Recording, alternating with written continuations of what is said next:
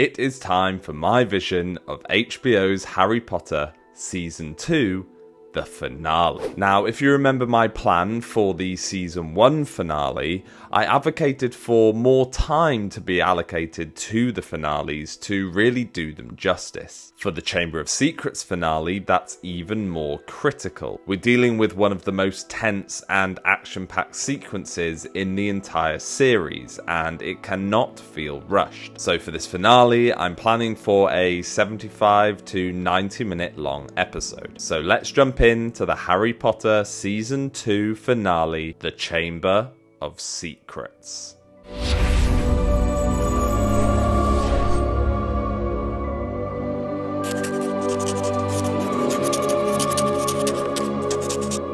Now, in the previous episode, I said that the style of cold open, where we would see the attacks from the victim's perspective, was the final one. However, what I meant to say was, it was the final one in the present. We open in a bathroom with a muted and faded colour palette, which would suggest that this is in the past. Suddenly, a bespectacled girl bursts into the bathroom in tears and barricades herself in a cubicle. As she's crying on the toilet seat, she suddenly hears an odd whisper. Furiously, she stands up, pushes the door open, and goes to tell the voice to go away.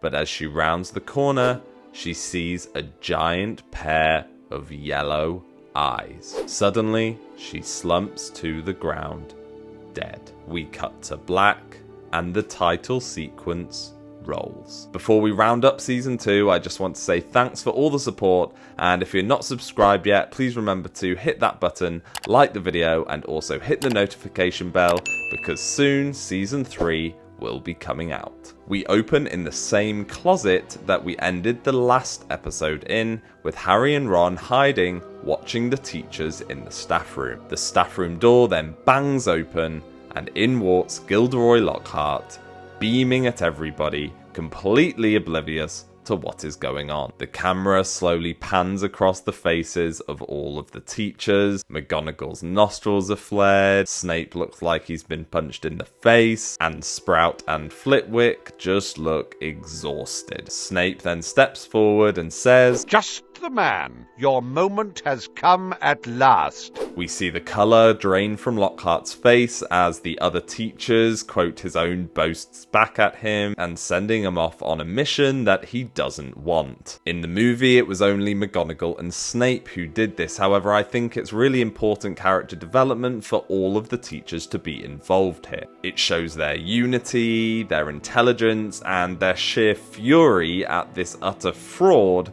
who's been doing nothing all year and is doing nothing now to protect the students. The camera holds on Lockhart's face as he looks weak and pathetic before slinking out of the room. And once he's left, McGonagall barks out her orders for how to evacuate the school. We then cut to the Gryffindor common room, and this is where the show can really amplify the emotions that were in the book. The room is packed but completely silent, and we see Harry, Ron, Fred, George, and Percy all sitting in a corner looking devastated. And the camera lingers on each of the Weasleys just to show this complete devastation. Harry and Ron go on to have a whispered conversation where they decide that their only option is to go and tell Lockhart everything they know about the Chamber of Secrets. The camera then follows them as they leave the common room, and nobody tries to stop them as everyone's just looking too shocked and too pitiful of Ron to even say anything. The walk to Lockhart's office is tense through a deserted castle, and when they arrive at Lockhart's office, they hear scrapes and hurried footsteps echoing in the room. The rest of the scene will be very similar to the movie, as once again Kenneth Branagh did a phenomenal job at explaining Lockhart's fraudulent activities through his monologue. Essentially, he'd been stealing other wizards' adventures and claiming them as his own. The main difference will be when Lockhart goes to erase their memories, Harry will use Expelliarmus, blasting Lockhart back and his wand into the air, which Ron catches and throws out of the window. This is a massive payoff, as Snape taught them this spell during the dueling club. Something that is quite easy to miss when you're reading the books is that Harry actually learnt a lot from Snape, and this is one of the first examples of it. To be honest, the rest of this whole sequence plays out pretty much identically to the movie. Harry and Ron march Lockhart to Moaning Myrtle's bathroom, and when they arrive, Harry asks Moaning Myrtle about how she died, and she gleefully recounts the events. As Myrtle speaks, we'll see flashes of the cold open again. The girl crying, a voice hissing, and bright yellow eyes next to a sink. We cut back to Harry finding the snake engraving on a tap, and after a couple of attempts, he manages to speak Parseltongue. The sink grinds away, revealing a vast, slimy pipe. Harry immediately says he's going down, and Ron, despite his fear, says he'll go too. They force the terrified Lockhart to go first, and afterwards each boy slide down the slimy pipe. We cut to black to end sequence 1. Sequence 2 opens with Harry, Ron and Lockhart zooming down the slimy pipe before bursting out into an underground tunnel, and then they see a giant basilisk shed skin. It is a horrifying sight, way more than in the movie, and it really underscores the danger. In a final cowardly act like in the movie, Lockhart seizes Ron's broken wand, attempts to obliviate them, the spell backfires, and it causes a cave-in that separates Harry from Ron and the now memory-addled Lockhart. With a wall of solid rock between them, Ron still manages to say that they're okay, and Harry makes the heroic choice to go on alone. He continues down the tunnel until he finds a door sealed with intertwined stone serpents. He speaks one last Parseltongue command to open, and the door slides apart. Harry steps inside and finds himself in a massive yet eerily lit chamber, even bigger and more spooky than the movie. He moves forward through the vast serpent-filled chamber before he finds Ginny, cold and lifeless, at the base of Slytherin's statue. As Harry tries to rouse her, Tom Riddle emerges from the shadows. And this is where HBO can do something a little bit different and more unique from the movie. Essentially, show, not just tell. When Riddle reveals that Ginny was controlled into opening the chamber, I don't want to just see him monologuing. I think again we could use some flashbacks to make it a lot more visceral. We'd see quick glimpses of Ginny hunched under her covers while she writes in the diary. We'd see her hand painting the messages on the wall, and we'd see her waking up covered in rooster feathers, utterly confused and terrified. These visual cues are crucial as they tie together all of the clues we've got throughout the season. Her pale complexion, her avoidance, and her fear. It basically turns a villain's speech into a tragic revelation, and Ginny's story is crucial character development and the start of a major arc for her. The conversation then moves on to how Riddle framed Hagrid, and this then really underscores the rivalry between Dumbledore and Voldemort. Sequence 2 then ends with the massive twist of this season. Using Harry's wand, Riddle writes his name in the air. Then with a flick of the wand, the fiery letters rearranged, and we are introduced again to the most dangerous dark wizard of all time. I am Lord Voldemort.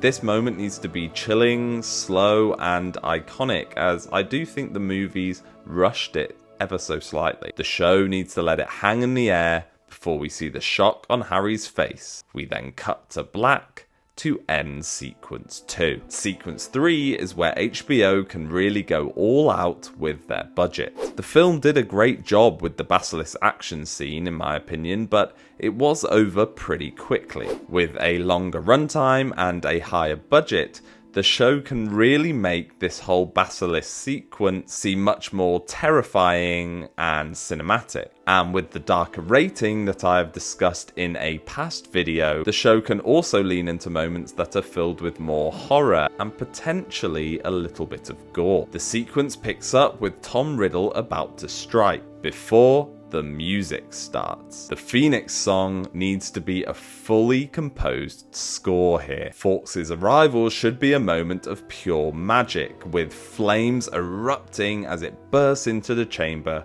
carrying the sorting hat. Riddle's laughter echoes through the chamber as he hisses his command, and the reveal of the basilisk should be horrifying. The ensuing fight is a chaotic game of cat and mouse. Again, something akin to a horror movie. Fawkes' role is also expanded. His aerial battle with the basilisk is a brilliant moment, with flashes of red and gold against green. The blinding of the basilisk should also be a pretty visceral moment, again with this TV-14 rating, with a spray of dark blood as the serpent thrashes around. We then have the moment with the sorting hat, which again is a little bit different from the movie, as Harry slams it on his head, asks for help, and then the weight of the sword comes crashing down on his skull. The final moments of the battle are similar to the movie, however, I don't think we need to include Harry climbing on top of the statue. Harry drives the sword home, but not before he feels a fang piercing his arm. The editing will be done in such a way that we almost feel the searing pain, his vision fading, and the chamber dissolving. The camera then blinks back into life as we see Fawkes healing Harry with his tears. As Riddle raises the wand for the final time, Fawkes soars back overhead and drops the diary into Harry's lap.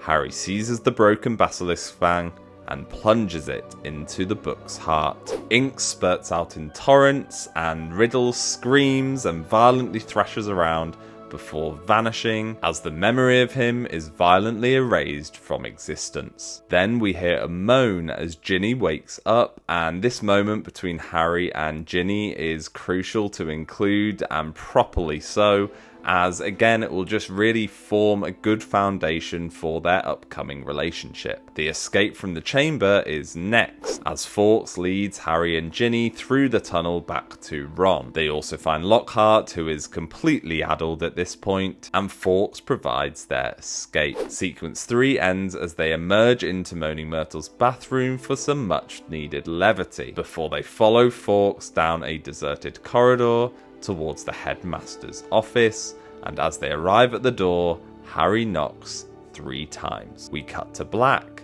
to end sequence 3. Sequence 3 opens with the reunion in Dumbledore's office as Mr. and Mrs. Weasley are waiting in there. Dumbledore's calmness tells us that he never lost faith, and he immediately jumps to the defense of Ginny. It's a really great way of highlighting Dumbledore's kind nature. He publicly reframes the narrative from guilty girl to Voldemort's victim, which simultaneously protects both Ginny and her family, as well as exposing the real enemy's secret. Then there's the moment of Gilderoy Lockhart standing vacantly in the corner. This moment is pretty funny, especially when Dumbledore says that Lockhart was impaled by his own sword, to which Lockhart says, "Sword? Haven't got a sword.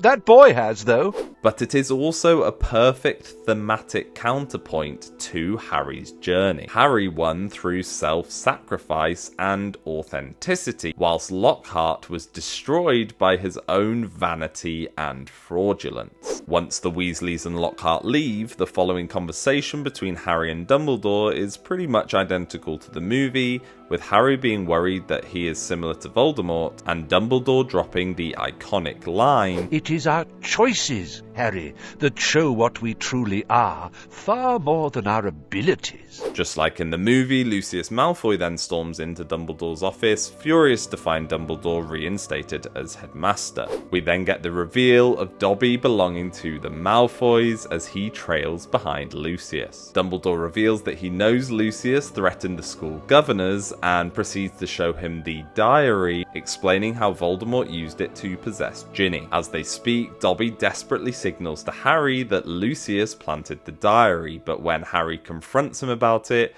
Lucius says that he has to prove it. One small difference from the movie is that when Lucius leaves, instead of Harry putting a sock in the diary, he puts the diary in the sock. I know it's a small moment, but again, just these little changes make it a little bit more unique. He catches up with Lucius and shoves it into his hands. He then rips off the sock and tosses it to Dobby. Dobby catches it and gains his freedom. Lucius then tries to attack Harry, but Dobby magically defends him, throwing him down a flight of stairs, and after he leaves, Dobby says a word of tearful thanks before vanishing as well. Yet again, just like the movie, the following scene is the feast, which features the petrified victims being revived, the return of Hagrid, and Gryffindor winning the House Cup. The final scene of the episode will be a nice cheery one. On the Hogwarts Express home, Harry, Ron, Hermione and the Weasleys enjoy their final hours of permitted magic by playing games, setting off fireworks and practicing spells. As they near King's Cross Station,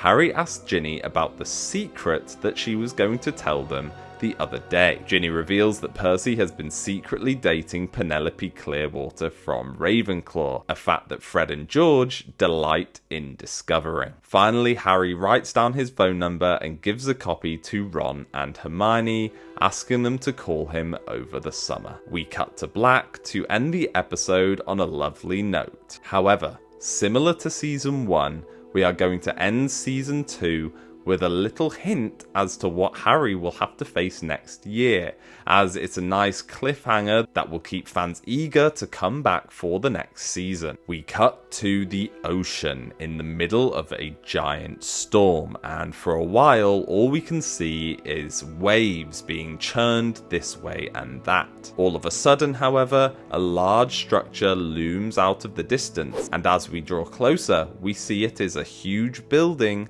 perched on a rock. The camera jumps to the interior of the building, which turns out to be a prison. The camera moves past prison cells completely full of inmates, some shouting, some muttering, and some simply slumped on the floor. As we approach the end of the corridor, we focus on a specific cell, and as we spin around, we see it is completely empty, with nothing but an old newspaper lying on the floor. We cut to black and the credits roll. So that's my complete plan for Season 2 of Harry Potter on HBO. I've massively enjoyed doing this season, maybe even more than Season 1, but Season 3 is coming up very soon, and Prisoner of Azkaban might honestly be my favourite book, so make sure you keep an eye out for that. As always, please put down any suggestions for things that I missed or things you would like to see